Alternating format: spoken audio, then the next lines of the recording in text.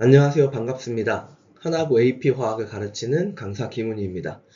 2026학년도 여름방학 특강 설명회를 시작하겠습니다. 일단 AP화학 1과 AP화학 2, 1학기와 2학기의 화학을 좀 비교해보고 어떻게 2학기가 좀 달라지는지, 그리고 우리가 준비해야 할 건 뭔지 좀 디테일하게 설명드리면서 2026학년도 중간고사 보고서와 2025학년도 작년 시험지 2학기 시험지 분석을 같이 해드릴게요.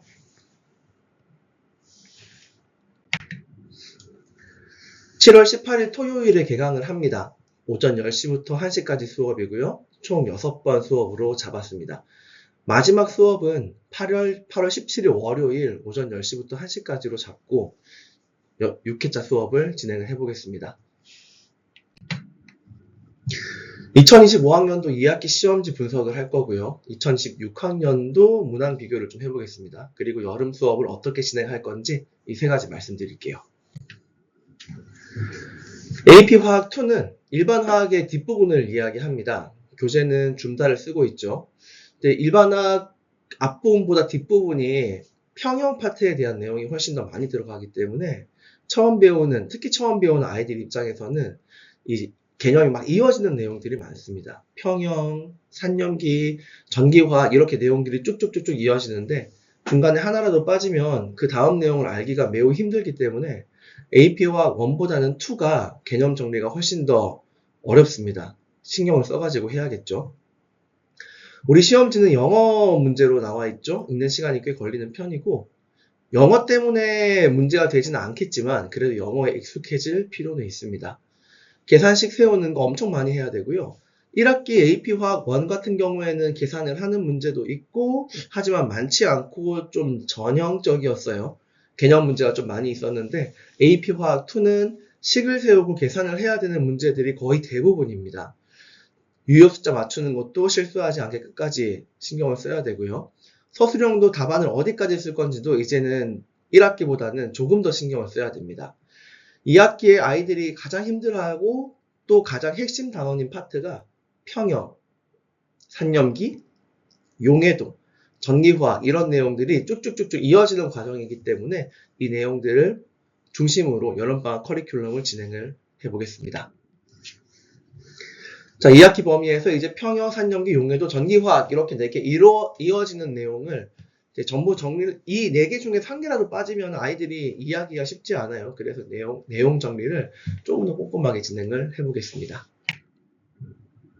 2025년 기준으로 수행평가는 만점이라고 좀 가정을 했을 때 지필평가에서는 이제 중간, 기말 각각 90점대 초반 정도가 나오면 1등급권이었습니다.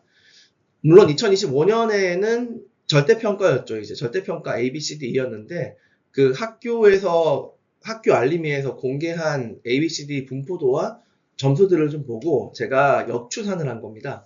역추산을 해서 이제 이게 5등급제 상대평가였으면 1등급이 되려면 수행평가 만점 기준에 90점대 초반은 나와야겠구나. 이런 결론이 나온 거죠. 물론 이제 상대평가 시험지가 절대평가 시험지보다는 조금 더 어려울 겁니다만, 그래도 이제 이 점수대에서 아주 크게 변하지는 않을 것 같습니다.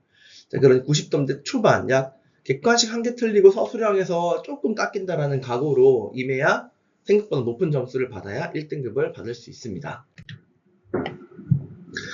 수업에서는 수업 시간에 개념 정리를 하겠죠. 그리고 스스로 정리를 하는 게 정말 중요합니다. 1학기 때보다는 2학기 때 개념들을 내 손으로 정리를 좀 귀찮고 시간이 걸리겠지만 일일이 다 해야 학교에 가서 그 개념을 다시 보는 일이 없어지거든요. 학교에 가서 문제풀이 할 시간도 부족한데 이해하느라고 시간을 또 쓰고 있으면 굉장히 낭비입니다. 방학 때 스스로 개념 정리를 자기 손으로 다 해보시길 바라고, 중간에 있는 예제 문제는 우리가 전부 다 풀고 들어갈 거예요. 그리고 매주 주간 테스트를 봐서 얼마나 잘 알고 있는지를 확인을 하고 잘 모르는 내용이 있으면 보충 자료를 나누어 주고 어떻게든 완성하게끔 방학 때 최선을 다하겠습니다. 여름 6회 커리큘럼인데 이제 반응 속도론은 사실 이 화학에서 나머지 내용들과는 크게 상관이 없지만 여기에서는 미적분이 조금 쓰이기 때문에 신경을 좀 써야 되고요. 나머지는 화학 평형부터 산염기, 평형, 용해도, 차기원, 전기화학까지는 2번에서 6번까지는 쭉쭉쭉쭉 이어지는 과정이기 때문에 이걸 크게 한 덩어리로 보고 공부를 하시면 좋을 것 같습니다. 커리큘럼은 이제 줌달 기준으로 12, 13, 14, 15, 16, 18장까지 이렇게 잡았는데 이 내용들은 아마 큰 이변이 없으면 시험에 무조건 등장을 하는 파트가 될 거예요. 이거는 화학을 하는 사람이라면 누구나 중요하다고 생각하는 파트이기 때문에 아마 이렇게 찢겨가지고 중간기말로 나오지 않을까 예상을 좀 하고 있고, 여기에 이제 몇 장들 살을 붙일 건데 아마 여기엔 들어가지 않았지만 연력학 파트가 여기에 어딘가에 끼겠죠.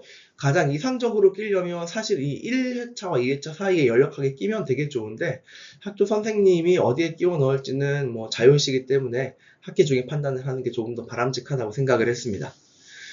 이 6장을 기본적으로 커리큘럼 배정을 했지만 이제 모이는 아이들의 실력에 따라서 여기서 좀 더 할 수도 있습니다. 아이들이 잘 따라오면 여기서 좀 더 할 수도 있고, 근데 아이들이 너무 힘들고 못 따라온다 그러면 속도를 조정할 수도 있습니다. 그냥 모르는 상태에서 막 넘어가는 게 능사는 아니니까.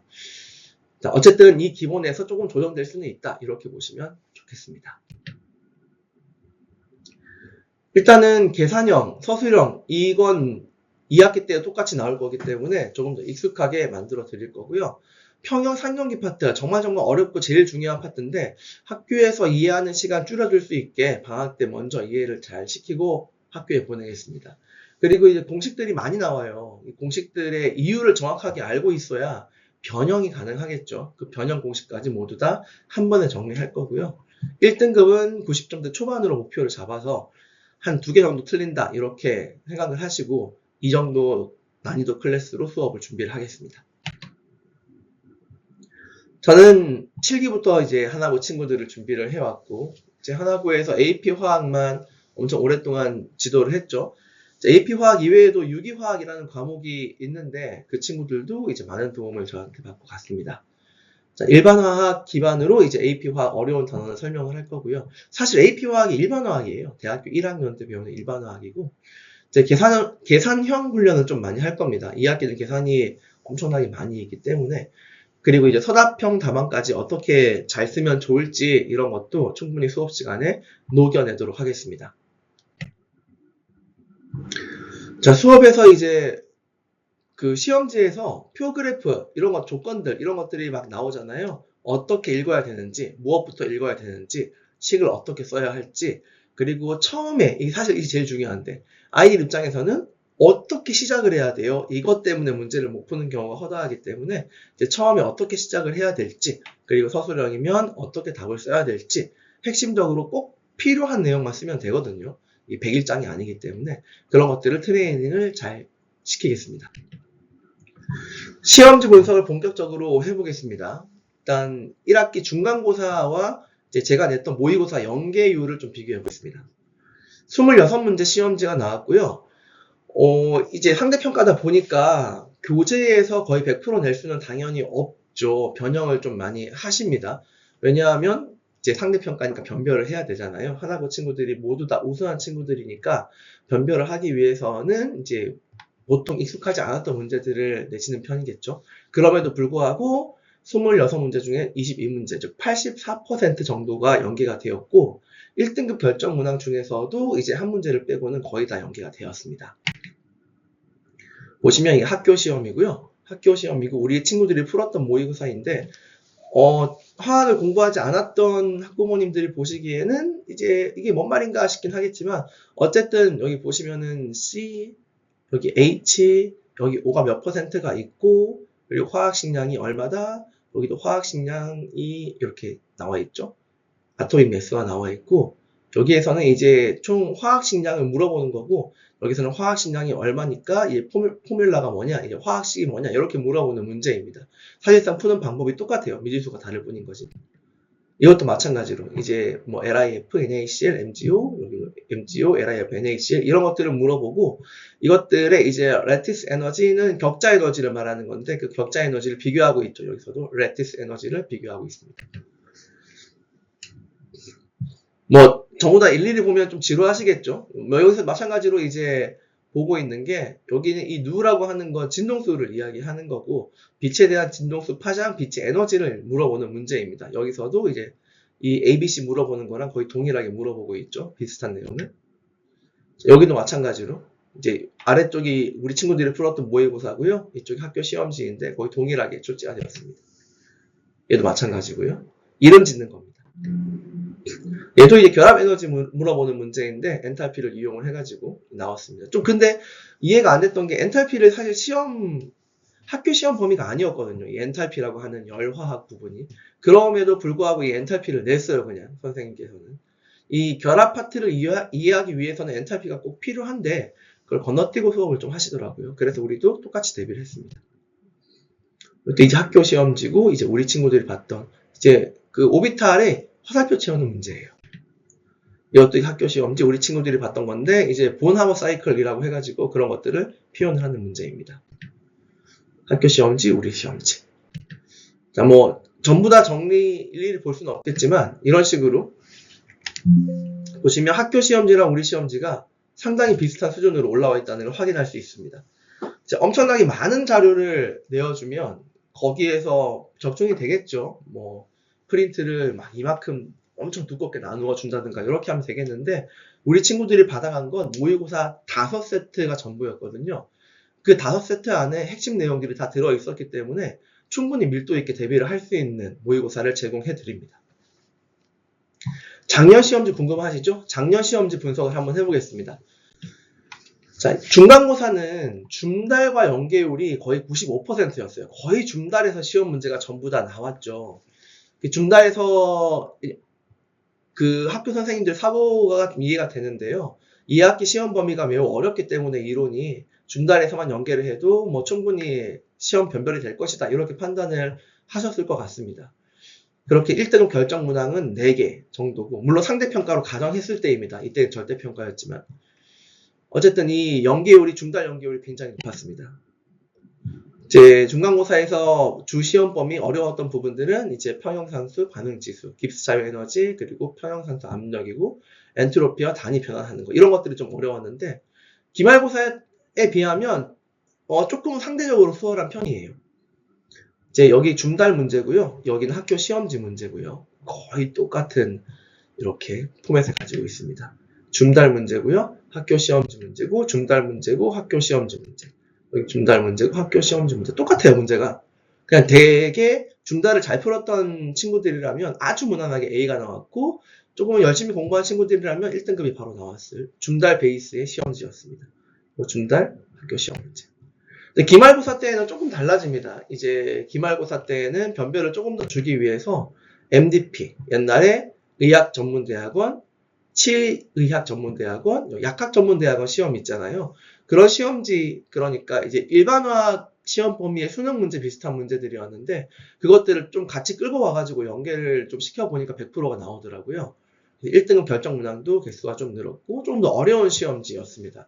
중간고사 때 아이들이 공부를 열심히 해서 점수를 잘 받은 것 같습니다. 그래서 기말고사 때 좀 변별을 하셨는데 이제 반응 속도론 이제 네레스트식 전기분해 결정장이로 시험 범위에 보통 잘 들어가지 않는데 작년에 들어갔더라고요. 왜냐하면 이 내용이 상당히 난해하고 어렵거든요. 그래서 그런 내용들을 좀 중심적으로 봤습니다.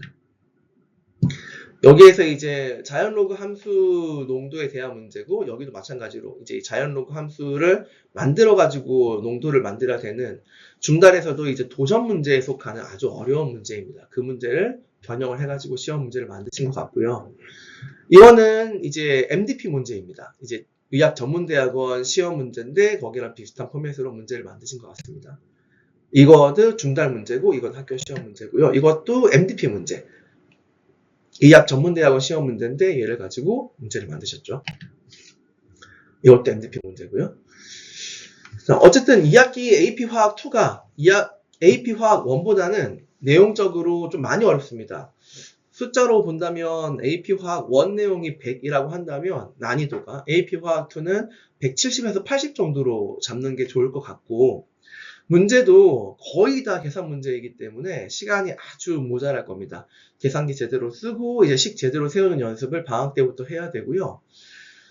자, 7월 18일 개강을 하고 제가 조금 늦게 공지를 드렸죠. 그냥 여름방학 때 개강을 할지 말지 사실 고민을 좀 했었는데, 그래도 이제 원하는 친구들이 상당히 많이 저한테 문의를 줘가지고, 그래도 제가 좀 마음이 좀 힘들지만 개강을 하기로 마음을 좀 먹었습니다. 이왕 개강을 하기로 한 거, 이번에는 중간기말 전부 다 시험 대비를 해드리는 걸로 마음을 먹었으니까 한번 제대로 이 2학기 AP 화학을 마무리 지어보도록 하겠습니다. 감사합니다.